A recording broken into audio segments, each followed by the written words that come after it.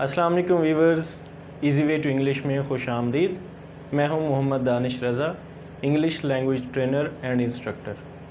आज की हमारी वीडियो एक इंटरेस्टिंग टॉपिक है कि हम कोई भी ज़ुबान जब पढ़ते हैं तो ज़ुबान की अहमियत क्या है, what is the importance of any language.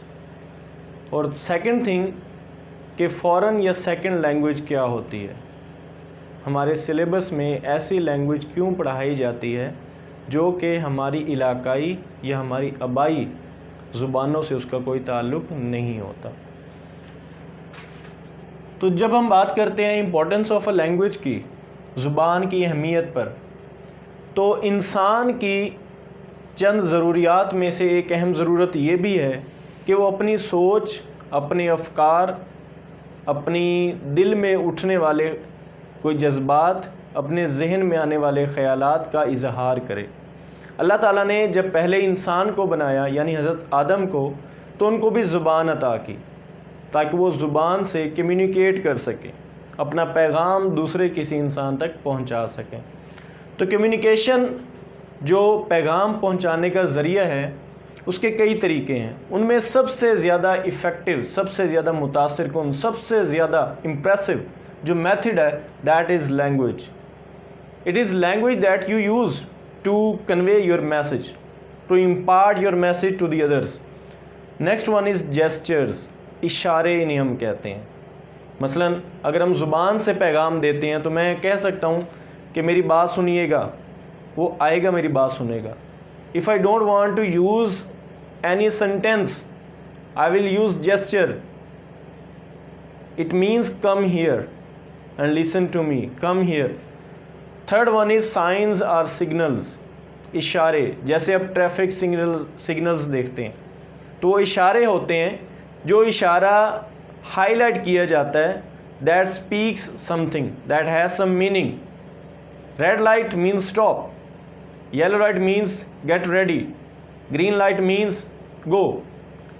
तो हमारे लिहाज से जो कम्युनिकेशन की जाती है वो इन तीन तरीक़ों से की जाती है, और इन तीनों तरीक़ों में सबसे ज़्यादा आसान और बेहतरीन तरीका लैंग्वेज है।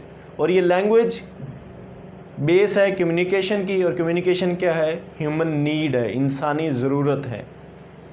खुदा न खास्ता अगर कोई बच्चा माजूर होता है या वो ज़ुबान से आरी है, बोल नहीं सकता, तो उसके लिए बहुत बड़ा मसला होता है कि जब उसको किसी चीज़ की ज़रूरत है, वो पानी पीना चाहता है, वो खाना चाहता है, he needs something, he can not communicate because he has no language. फिर वो क्या यूज़ करेगा? एनी जेस्चर और साइन। तो जिस इंसान के पास ये नेमत नहीं होती वो एक बहुत बड़ी मोहताजी की ज़िंदगी गुजार रहा होता है। तो ये हो गया importance of a language. Second one is, एक और चीज़ यहाँ पे, लिंगुआ फ्रैंका। ये एक नई टर्म है जो अक्सर लोगों को मालूम नहीं होगी। लिंगुआ फ्रैंका एक ऐसी ज़ुबान होती है जो दो लोग आपस में कम्युनिकेशन करने के लिए, अपना पैगाम रसानी के लिए अपनी आबाई टंग, अपनी मदर टंग को छोड़कर एक कॉमन लैंग्वेज को यूज़ कर लेते हैं। हमारे मुल्क में उर्दू एक ऐसी ज़ुबान है कि अगर कोई पठान है और अगर कोई पंजाबी है तो पंजाबी नहीं बोल सकता क्योंकि पठान को फॉर एग्ज़ाम्पल समझ नहीं आती, या पठान पश्तो नहीं इस्तेमाल करता क्योंकि वो पंजाबी को समझ नहीं आएगी। They will communicate through a common language and that common language is Urdu which is used in our country. तो पाकिस्तान में लिंगुआ फ्रैंका उर्दू है। तो इस टर्म की कॉन्सेप्ट क्या है कि कोई ऐसी ज़ुबान जो कॉमनली दो लोग आपस में इस्तेमाल करें ताकि वो एक दूसरे को बात समझा सकें, लेकिन वो लैंग्वेज उनकी आबाई लैंग्वेज नहीं होगी, मदर लैंग्वेज नहीं होगी। नेक्स्ट वन इज़ फॉरेन और सेकंड लैंग्वेज। फॉरेन जैसे कि हम कहते हैं कि बैरूनी, किसी बैरूनी मुल्क की ज़ुबान, या इसको हम सेकंड लैंग्वेज भी कहते हैं क्योंकि फ़र्स्ट लैंग्वेज हमारी मदर लैंग्वेज होती है जो हम घर से सीखते हैं। अब हमारे सिलेबस में फ़ॉरेन या सेकंड लैंग्वेजेस कौन कौन सी हैं जो बेस से हमें पढ़ाई जाती हैं? These are English and Urdu. KG prep nursery से भी जो बच्चा स्कूल जाने लगता है तो उसको एक कायदा थमा दिया जाता है। इंग्लिश में वो ABC पढ़ता है और उर्दू में अलिफ बे पे ये पढ़ता है। और नेक्स्ट लेवल पे जाके एलिमेंट्री लेवल पे अरेबिक स्टार्ट हो जाती है सिलेबस के अंदर। और पर्शियन ये इंटरमीडिएट या इसके बाद ग्रेजुएशन लेवल पे ये लैंग्वेज आ जाती है।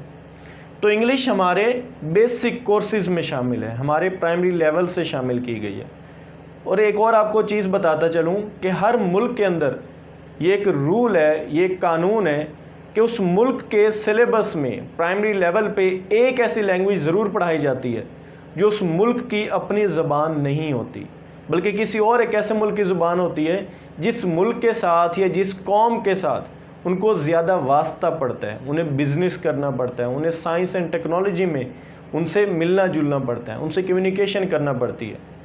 सो ऐसी ज़ुबान सिलेबस में ऐड करवाई जाती है जिसके बारे में छोटे छोटे बच्चों को भी कुछ ना कुछ नो हाउ हो जाए कि इंग्लिश क्या है, ताकि जब वो बड़े हों तो मुख्तलिफ़ किताबें पढ़ें, अखबार पढ़ें या कोई भी सोर्स इस्तेमाल करें या कहीं किसी जगह पे जाएं तो अगर अंग्रेज़ी के अल्फाज वहाँ बोले जा रहे हों तो उनको अंडरस्टैंड कर सके, समझ सके।